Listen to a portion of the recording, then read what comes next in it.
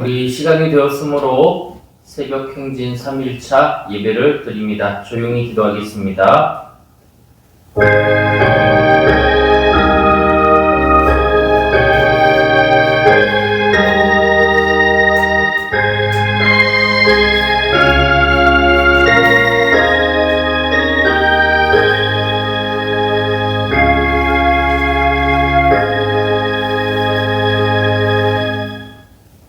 찬송가 191장 찬송합니다. 191장입니다.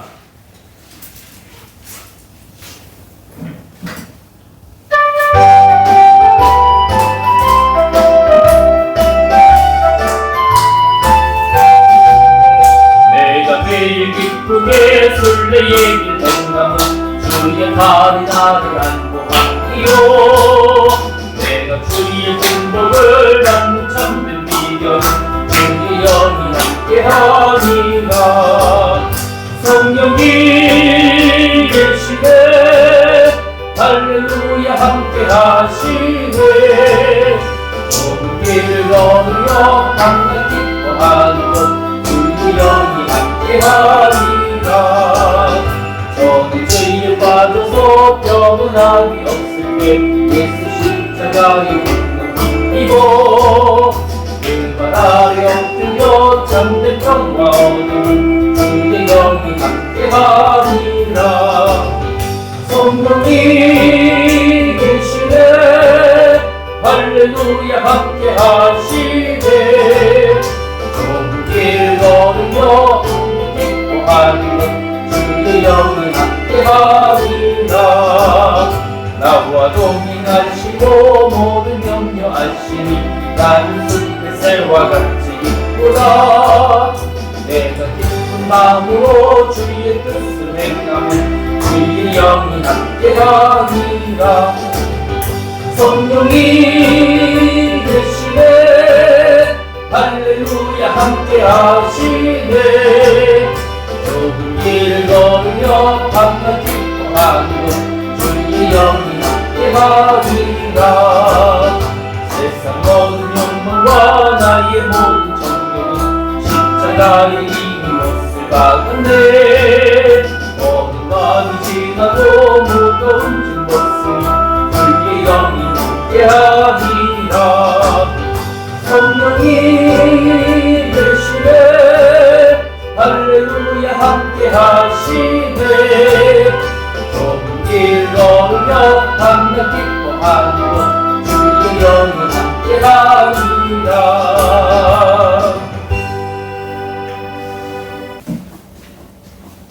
151장 한 장 더 찬송합니다.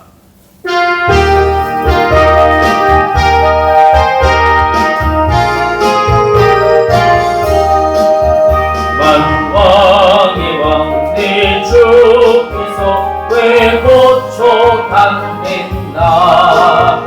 이 벌레 같은 날 위해 그 보혈을 였네. 십자가 내가 처음 볼 때에 나의 맘에 큰 고통 사라져. 오늘 믿고서 내 눈 밝았네. 참 내 기쁨 영원하구나. 주 십자가 못 박히는 속죄함 아닌가. 그분이랑과 그 은혜 말할 수 없도다. 십자가 내가 처음 볼 때에 나의 맘에 큰 고통 사라져. 오늘 믿고서 내 눈 밝았네. 참 내 기쁨 영원하구나. 늘 울어도 그 큰 은혜 갚을 수 없네. 나 주님께 몸 바쳐서 주의 이름 쓰리. 십자가 내가 처음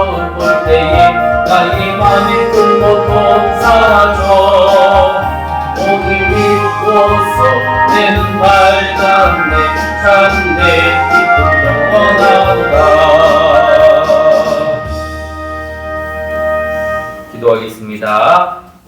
하나님의 은혜와 평강의 능력으로 오늘도 새벽 행진 3일차 예배를 드릴 수 있게 하여 주시니 감사를 드립니다.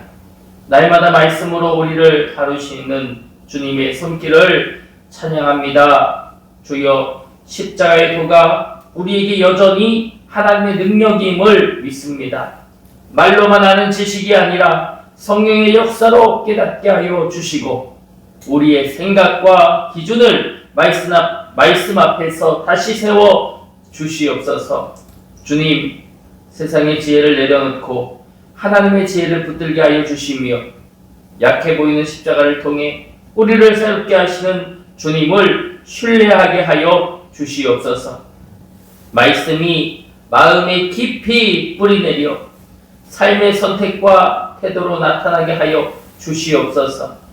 이 새벽에 들려주시는 하나님의 음성을 겸손히 받고 순종하게 하시며 오늘도 십자가의 능력으로 살게 하여 주시옵소서.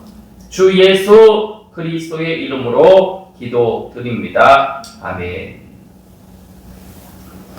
우리 성경을 봅니다. 오늘 말씀 고린도전서 2장 1절에서 3장 23절까지인데요. 그 중에 우리 3장 9절에서 11절까지 보겠습니다.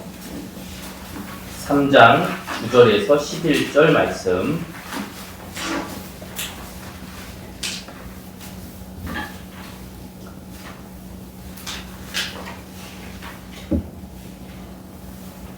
우리 9절에서 11절을 우리 한 목소리로 읽습니다. 시작. 우리는 하나님의 동역자들이요 너희는 하나님의 밭이요 하나님의 집임이라. 내게 주신 하나님의 은혜를 따라 내가 지혜로운 건축자와 같이 터를 닦아두매 다른 이가 그 위에 세우니 그러나 각각 어떻게 그 위에 세울까 조심할지니라. 이 닦아둔 것 외에 능히 다른 터를 닦아둘 자가 없으니 이 터는 곧 예수 그리스도라. 아멘. 오늘도 이 새벽에 주님을 찾는 여러분 한 분 한 분에게 주님의 은혜와 평강이 온전히 임하기를 주님의 이름으로 축복합니다. 우리가 이 고린도 전서를 묵상하며 우리 하나님께 나아가고 있는데요. 이 나아가는 그 삶 가운데 하나님께서 이 교회를 어떻게 보고 계시는지, 또 우리 한 사람 한 사람을 하나님이 어떠한 시선으로 보고 계시는지 우리가 그것을 깊이 있게 우리가 묵상하고 있습니다. 오늘은 세 번째 말씀, 우리 주제를 한번 같이 읽어보겠습니다. 우리 3편 주제 우리 한번 같이 읽어보죠. 시작. 하나님의 일꾼과 교회의 터라는 이 주제를 가지고 오늘 우리 함께 말씀을 나누어 보려고 합니다. 이 말씀은 우리가 신앙생활을 어떻게 해야 되는지, 또 교회를 어떻게 세워야 하는지를 가장 실제적으로 우리에게 가르쳐주고 있는 매우 중요한 본문입니다. 이 말씀을 통해 우리의 마음, 또 우리의 시선이, 또 우리 교회의 주인이 누구신지 그것을 우리가 온전하게 바라보게 되기를 주님의 이름으로 원합니다. 이 고린도 교회에는 은사도 많고 지식도 풍부했습니다. 그런데 가장 어려웠던 문제가 어제 있었다고 했잖아요. 뭐였죠? 분열, 분쟁이 이 교회 안에 많았다고 했습니다. 이것과 더불어 오늘 바울은 그들에게 표현하기로 너희들은 영적으로 미성숙하다. 그러면서 너희들은 어린아이와 똑같아 라고 이야기합니다. 그 말씀이 3장 1절에서부터 3절까지 나오는데요. 너희는 아직도 어리다. 아직도 육에 속했다. 이렇게 이야기를 합니다. 왜 이런 일이 발생했을까요? 왜 그들에게 너희들은 어린이와 같아 라고 했을까요? 이는 그들이 은사를 자랑하고 사람을 중심으로 당파를 나누고 지식이 누가 더 강한가, 지식이 누가 더 유창한가, 지식이 누가 더 화려한가, 수려한가를 경쟁하고, 마음은 주님 중심으로 사는 게 아니라 세상의 가치관을 따라 나아가고 있었기 때문입니다. 교회 안에서 대화를 하면 이 대화의 기준이 주님인 것이 하나도 없는 거예요. 주님 안에 왔으니 주님을 자랑해야 하는데 그 대화가 늘 세상입니다. 내가 어디 갔는데 뭘 먹었고 뭘 했고 뭘 나눴고 뭘 갖고. 교회에서 대화하는 내용이나 세상에서 대화하는 내용이나 똑같은 거죠. 우리의 중심은 주님을 따라야 하는데 우리 마음이 세상을 따라가고 있다. 바울은 그 점을 지적했던 것입니다. 겉으로는 다 어른이거든. 다 몇십 년씩 신앙생활도 하신 분들입니다. 겉으로는 강해 보이고 겉으로는 성장한 것 같은데 실상은 약한 거예요. 속사람은 어린아이예요. 세상 것에 취해 있습니다. 바울은 이들을 치유하기 위해 아주 중요한 원리를 오늘 본문에서 선포하고 있습니다. 한번 저를 따라 고백해 볼까요? 교회는 사람으로 세워지는 것이 아니다.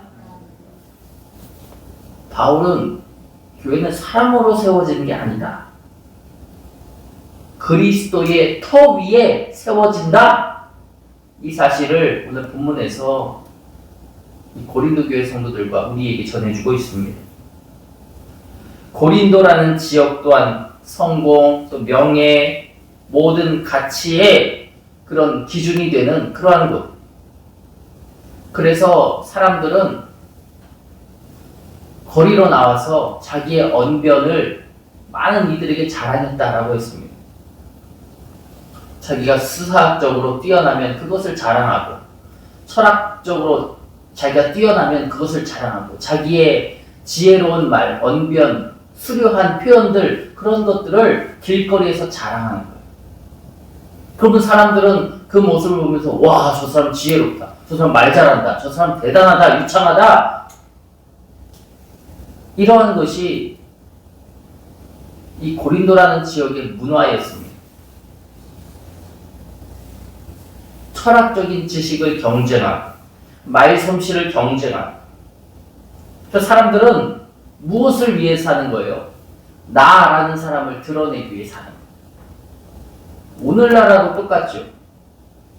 오늘날 무엇이 똑같습니까? 오늘날에는 길거리에서 자기의 유창함을 자랑하는 사람들이 없는데, 아니요, 있어요. 오늘날은 다 휴대폰을 가지고 다니면서 이것으로 방송을 하죠. 자기의 유창한 것을 자랑합니다. 자기의 컨텐츠를 자랑합니다. 나라는 것을 드러냅니다. 참 이 말씀을 보면 야, 오늘의 세대와 진짜 닮아있구나, 이런 생각이 들어요. 자기를 드러내기 위해 산다. 조금이라도 튀는 행동을 하면서 산다. 그런데 이 문화가 교회 안으로 싹 하고 빨려 들어왔다라고 하는 것입니다. 그러니까 성도들이 교회 안에서 비교하는 거예요. 누가 더 능력이 있는가? 저 사람이 더 능력이 있어. 이 사람이 더 능력이 있어. 여기에 교회를 다니지만 다른 어떤 목사님이 유튜브에 나오던데, CBS 방송에 나오던데, 야, 설교 진짜 기가 막히게 하더라. 우리들의 입술에는, 우리들의 눈에는, 우리들의 마음에는 비교하는 의식이 가득합니다. 누가 더 탁월한가? 누가 더 깊은 지혜를 가졌나? 이런 기준으로 그들도 사도들을 평가했다는 거예요. 바울은 그 문화가 얼마나 잘못된 것인지를 성도들에게 표현하고 있습니다. 그러면서 하나님의 시각에서 다시 하나하나 정리하며 이 본문을 전개해 나가요. 우리가 오늘 좀 길지만 2장 1절에서 3장 23절까지 두 장에 걸친 말씀인데, 주제가 계속 이어지기 때문에 이렇게 본문을 잡았습니다. 우리 한번 본문을 따라가면서 하나님의 일꾼과 교회의 터에 대한 깊은 진리를 우리가 한번 살펴볼까 합니다. 먼저 2장 1절에서부터 5절까지의 말씀을 한번 보시기 원합니다. 바울은 고린도에 있을 때 화려한 말씀씨나 철학적 지혜로 설교하지 않았어요.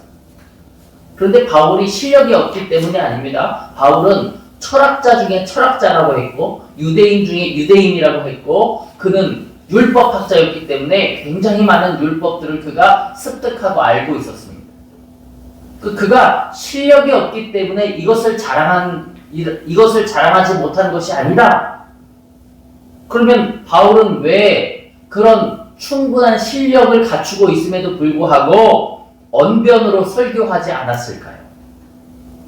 우리가 어제도 우리 바울에 대한 이야기를 나눴지만 바울은 자기의 말솜씨를 자랑하지 아니하고 무엇을 자랑했다고 했습니까? 십자가의 도. 십자가의 도를 그가 드러내기 위해서 말솜씨, 유창한 언어 표현 이것을 자랑하지 않았다고 했습니다. 오늘도 마찬가지입니다. 그가 화려한 말솜씨나 철학적 지혜로 설교하지 않은 이유는 4절, 우리 4절로 한번 읽어볼까요? 4절 한번 읽어봅시다. 4절 시작. 내 말과 내 전도함이 설득력 있는 지혜의 말로 하지 아니하고 다만 무엇으로 했대요? 성령의 나타나심과 능력으로 하여. 바울이 붙들었던 것이 있습니다. 사람들은 다 겉모습을 중요하게 생각할 때 바울은 무엇을 붙들었다? 성령의 능력을 붙들었다라고 하는 것입니다. 바울은 왜 이렇게 말했을까요? 대답은 한 가지죠. 5절입니다. 5절 우리 한번 읽어보죠. 시작. 너희 믿음이 사람의 지혜에 있지 아니하고 어디에 있어요? 다만 하나님의 능력에 있게 하려 하였노라. 우리에게 중요한 것이 뭔지 알아? 라고 하는 거죠. 우리들에게 중요한 것은 사람의 지혜가 아니다. 뭐다? 하나님의 능력이다. 우리가 집중해야 될 것은 사람이 아니라 하나님이다 라는 것을 바울은 일관적으로 그들에게 선포하고 있었던 것입니다. 결국 교회는 말 잘하는 사람이, 능력 있는 사람이 세우는 게 아니라 성령의 능력으로, 하나님의 능력으로 세워지는 것임을 믿습니다. 저는 우리 교회가 하나님의 능력으로 세워지기를 주님의 이름으로 소원합니다. 우리 또 한 번 성경을 보죠. 2장 10절에서 16절까지입니다. 바울은 이어서 지혜의 문제를 영적인 차원으로 확장합니다.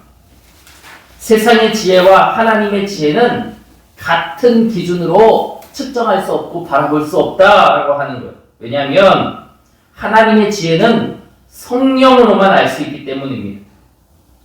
성령이 비추어 주셔야 마음이 열리고 성령이 조명해 주셔야 우리가 말씀을 이해할 수 있고 성령이 역사해야 진리가 깨달아지는 거예요. 그래서 바울은 이렇게 말하는 거죠. 15절입니다. 우리 한번 15절을 같이 한번 읽어볼 텐데 2장 15절 우리 한번 읽어보죠. 시작. 자기에게는 아무에게도 판단을 받지 아니하느니라. 아멘. 이 말씀은 영적인 사람은 세상 기준에서 자유하다 이런 말이에요. 하나님이 주시는 시선으로 세상을 바라보게 된다 이런 의미입니다. 반대로 영적으로 미성숙한 사람은 교회를 어떤 관점으로 바라볼까? 세상의 관점으로 바라보겠죠. 성숙한 사람은 하나님의 관점으로 세상을 바라보는데 성숙하지 못한 사람은 자꾸 세상의 감정을 가지고 세상의 시선을 가지고 세상의 관점을 가지고 교회를 바라보는 거예요. 그러니까 이런 게 부족하고 이런 게 염려가 되고 이런 게 어렵고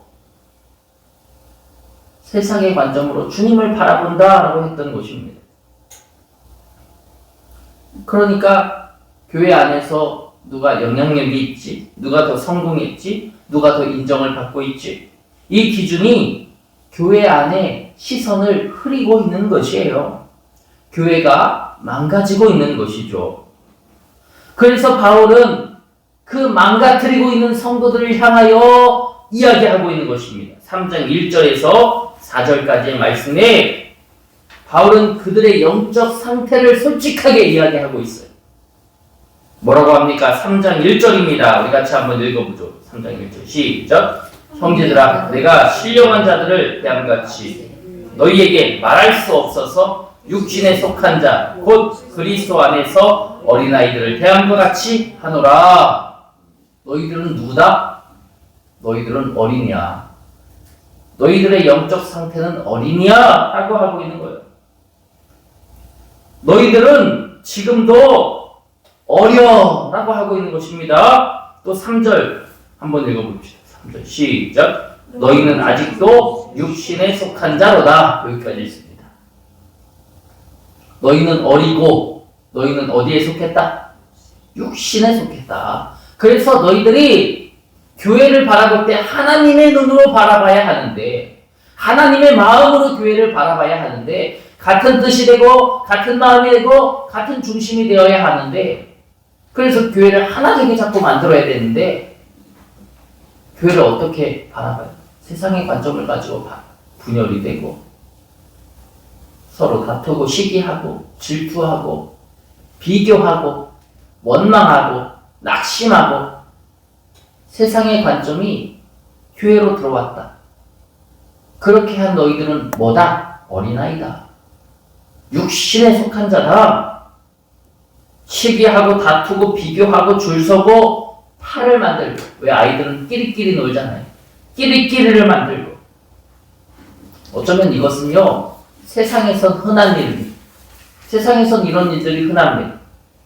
그러나 바울은 이렇게 본 거예요. 교회에서는 이것이 심각한 영적인 병이다. 이건 잘못된 거다. 라고 바울은 생각했던 것입니다. 바울은 분열이라는 것은 영적 미성숙의 가장 확실한 증거. 그 교회가 뭔가 갈라져 있어요. 분열이 일어나고 서로 다퉈요. 마음 상해 있어. 하면 바울은 그렇게 본 거예요. 아, 이 교회는 영적으로 미성숙한 교회구나. 성숙하지 못한 교회구나. 라고 봤던 것입니다. 우리 교회가 미성숙하진 않은가? 참, 이 말씀을 묵상할 때 여러 가지 연약한 모습들이 제 안에 보이더라고요. 여러분, 우리가 무엇으로 성숙해야 될까요? 언어로? 마음으로? 이러한 것은 어떻게 보면 겉모양인 것 같습니다.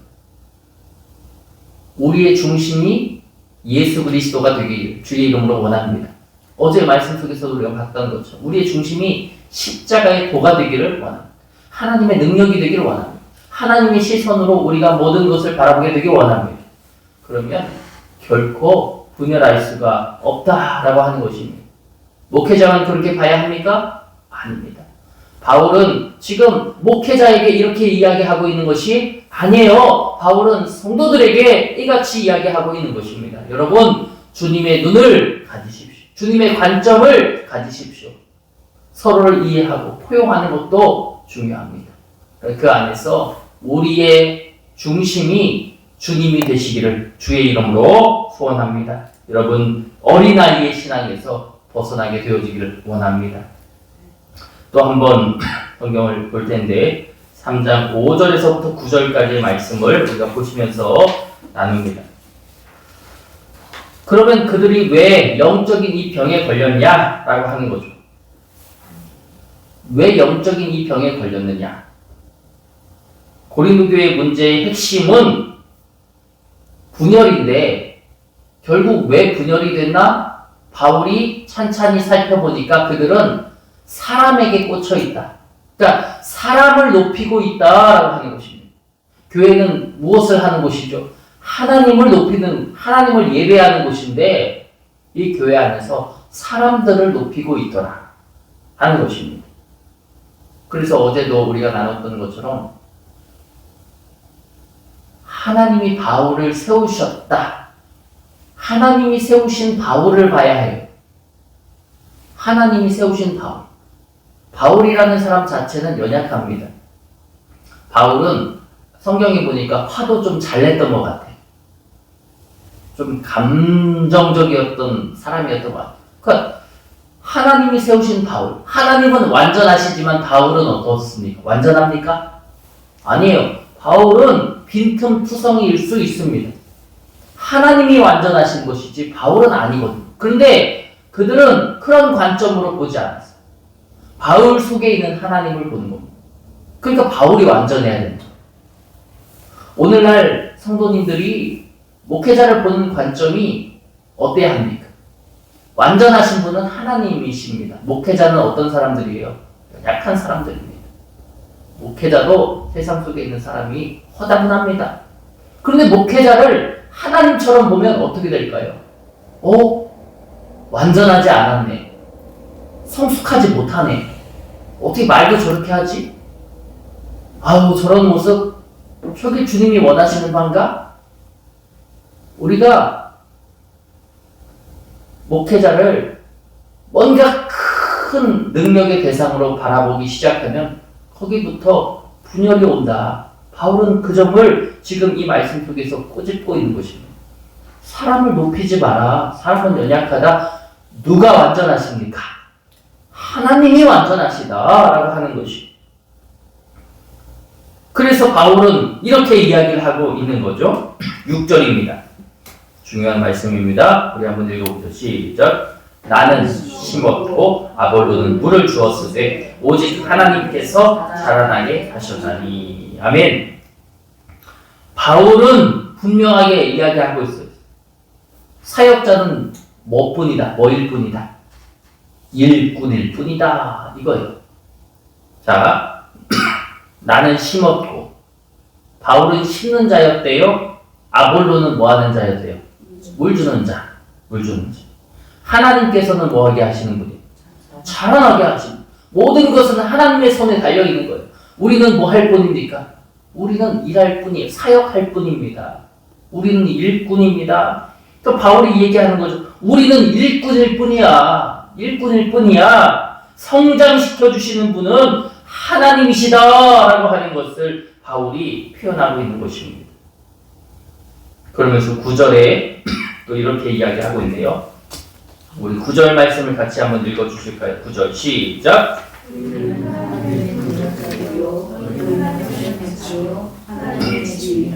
아멘. 우리는 뭐래요? 하나님의 뭐다? 동역자들이다. 우리들은 하나님의 일꾼들이다. 같이 일하는 사람들이다. 우리는 하나님의 밭이고 하나님의 집이다. 바울은 그렇게 표현하는 것입니다. 교회라는 것이 사람들로 인하여 세워진 것도 아니고 사람들의 작품도 아니다. 교회는 하나님의 농장이고 하나님의 건물이고 하나님의 집이다 라고 하는 것을 바울은 표현하고 있습니다. 그 교회의 주인이 누구예요? 하나님이다. 이걸 말하고 싶은 거죠. 바울은. 교회의 주인이 사람이 아니다. 목사가 아니다. 성도들이 교회의 주인이 아니다. 교회의 주인은 바로 성장하게 하시는 하나님이시다. 교회는 사람의 능력으로 움직이지 않는다. 하나님의 역사로 움직인다 라고 바울은 보고 있는 것입니다. 또 한번 성경을 봅시다. 3장 10절에서 15절입니다. 바울은 더 나아가서 교회를 건축에 비유하고 있습니다. 자, 10절 말씀 우리 한번 읽어볼까요? 10절입니다. 우리 두 번째 줄까지만 읽어볼 텐데 시작. 내게 주신 하나님의 은혜를 따라 내가 지혜로운 건축자와 같이 터를 닦아 두매. 여기까지 읽겠습니다. 바울은 자기가 건축자가 되어서 터를 닦아 두었다 이렇게 표현해요. 그리고 그 터가 누군지 봅시다. 11절의 뒷부분에 이 터는 곧, 여기 부분 시작. 이 터는 곧 누구다? 예수 그리스도다 라고 얘기하고 있습니다. 교회의 기초가 사람에게 있으면 교회는 무너지는 거예요. 시간이 지나면 사라지기도 합니다. 그래서 바울은 교회의 기초는 오직 하나, 예수님이다 이렇게 얘기하고 있습니다. 그런데 여기서 이제 더 나아가 중요한 것이 있습니다. 예수라는 터가 있습니다. 그 터 위에 우리가 무엇을 가지고 건축을 하냐, 무엇을 가지고 집을 짓느냐라고 하고 있는 거예요. 바울은 두 종류의 건축 재료를 말하는데 한번 봅시다. 12절입니다. 12절. 두 종류의 건축 이 재료가 있다고 하는 거예요. 한번 읽어볼까요? 시작. 만일 누구든지 금이나 은이나 보석이나 나무나 풀이나 짚으로 이 터 위에 세우면, 자, 여기에 두 종류의 물건들이 있습니다. 금이나 은이나 보석, 그리고 나무나 풀이나 짚으로 이 터 위에 세우면 이걸 건축 재료로 삼는다, 이런 의미예요. 그러면 어떻게 되냐? 자, 13절. 자, 읽어볼까요? 시작. 각 사람의 공적이 나타날 터인데, 네, 여기까지. 더 읽어보죠. 시작. 그날이, 시작. 그날이 공적을 밝히리니 이는 불로 나타내고 그 불이 각 사람의 공적이 어떠한 것임을 시험할 것임이라. 아멘. 자, 여기에서 두 가지 재료로 우리가 그리스도라는 터 위에 재료로 쌓아서 하나님의 집을 지을 수 있다라고 했습니다. 아까 12절에 금이나 은이나 보석이나 나무나 풀이나 짚으로 이제 집을 지을 수 있는데, 재료로 삼아서 집을 지을 수 있는데, 뭐가 오면 드러난대요, 공적이? 불이 오면 드러난대요. 그쵸? 이게 핵심입니다. 불이 오면 드러난대요. 불이 오면 각 사람에게 공적이 나타난대요. 그러니까 불이 나면 그대로 남아있는 게 있고 타는 게 있을 거예요. 자, 한번 봅시다. 12절에 그대로 남아있는 게 뭘까요? 금, 또 은, 또 보석, 타는 거예요. 나무, 풀, 집. 그렇죠. 바울이 말한 금, 은, 보석, 불이 나도 남아있는 것, 이것을 바울은 영적인 가치가 있는 것으로 보았습니다. 우리가 어떤 재료로 하나님의 집을 지어야 할까요? 영적인 가치가 있는 것. 불이 나도 남아있는 것. 금, 은, 보석과 같이 남아있는 것으로 우리는 재료를 삼고 집을 지어야지. 만약에 우리가 나무나 풀이나 집, 이건 불이 오면 타버리잖아요. 이건 세상적 가치, 인간적인 방법입니다. 우리는 무엇으로 예수라는 터 위에 집을 지을 거냐라고 하는 거예요. 불이 오면 타버리는 것으로 지을 거냐? 아니면 불이 와도 타지 않는 것으로 지을 거냐? 불은 심판뿐 아니라 하나님의 평가입니다. 우리의 헌신과 수고가 영적 가치가 있는 건지 없는 건지 거기서 드러나는 거예요. 우리가 하는 수고가 불이 왔을 때, 시험이 왔을 때 타버려서 없어지는 건지 아니면 계속 그대로 남아있는 건지. 바울은 우리에게 표현합니다. 13절에 각 사람의 공적이 나타날 건데 그날 불로 나타날 거다. 모든 사역은 그날 드러나는 거예요. 사람에게 인정받으려고 했던 사역은 뭘까요? 사라지겠죠. 나 사람에게 인정받고 싶어. 왜 저 사람들 나에게 인정 안 해주지? 이랬던 이런 가치관, 이런 마음들은 나무나 풀이나 집 같은 거라는 거예요. 그래서 다 없어진다. 소용없다. 라고 하는 것입니다. 무엇만 남는다? 하나님께 드린 사역만 영원히 남는다. 바울은 보았던 것이에요. 자, 마지막 부분인데 3장 16절에서 23절까지의 말씀입니다. 이 마지막 강조가 매우 강력한데요. 16절 말씀을 보겠습니다. 16절 한번 읽어보죠. 시작. 너희는 너희가 하나님의 성전인 것과 하나님의 성령이 너희 안에 계시는 것을 알지 못하느냐. 바울이 표현합니다. 너희라고 하는데 여기서는 마치 단수처럼 보이는데 복수입니다. 그러니까 너희들 자체가, 너희들 모두가 다, 이런 표현입니다. 너희들 모두가 다 하나님의 성전이라는 것을 알지 못하느냐, 이런 표현입니다. 그러므로 성전을 파괴하는 자는 하나님의 심판 아래 있다.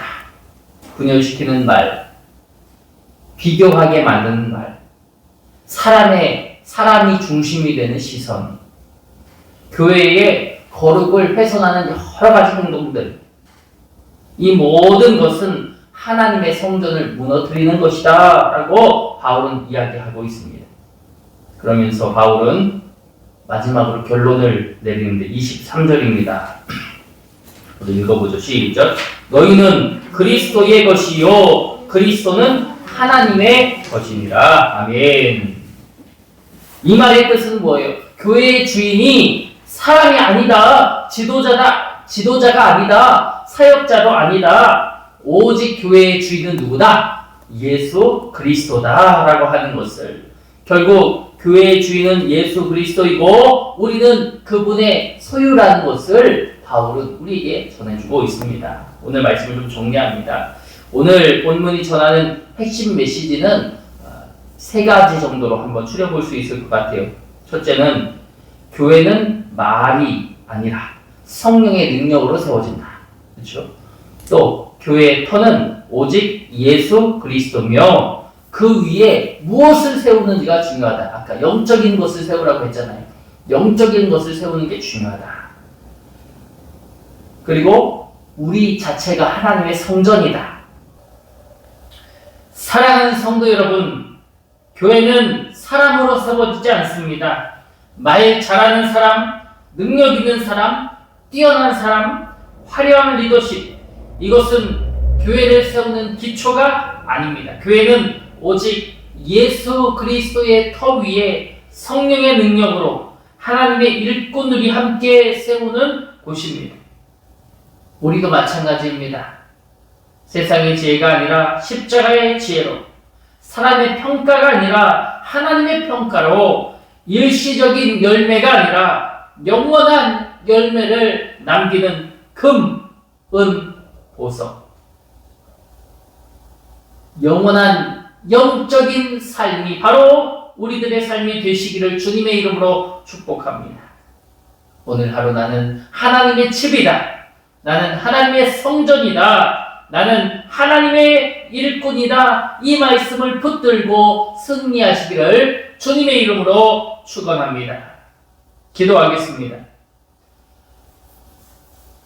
하나님 아버지 감사합니다. 오늘 하나님의 일꾼과 교회의 터에 대하여 말씀을 주시니 감사합니다. 우리의 시선이 사람에게 향하지 않게 하여 주시고 교회의 주인이신 그리스도께 향하게 하여 주시옵소서. 성령의 능력으로 교회를 세우게 하시고 우리의 삶이 금과 은과 보석처럼 영원한 열매를 남기게 하여 주시옵소서. 오늘 드리는 1000번째 예물 위에 하늘문을 여시고 큰 은혜와 복을 부어 주시옵소서. 드리는 손길마다 삶의 영역에 형통함을 더하여 주시고 보호와 회복의 은혜를 더하여 주시옵소서. 예수 그리스도의 이름으로 기도드립니다. 아멘. 하늘에 계신 우리 아버지여, 이름이 거룩히 여김을 받으시오며 나라가 임하시오며 뜻이 하늘에서 이루어진 것 같이 땅에서도 이루어지이다. 오늘 우리에게 일용할 양식을 주시옵고 우리가 우리에게 죄 지은 자를 사여 준 것 같이 우리 죄를 사여 주시옵고 우리를 시험에 들게 하지 마시옵고 다만 악에서 구하시옵소서. 나라와 권세와 영광이 아버지께 영원히 있사옵나이다. 아멘.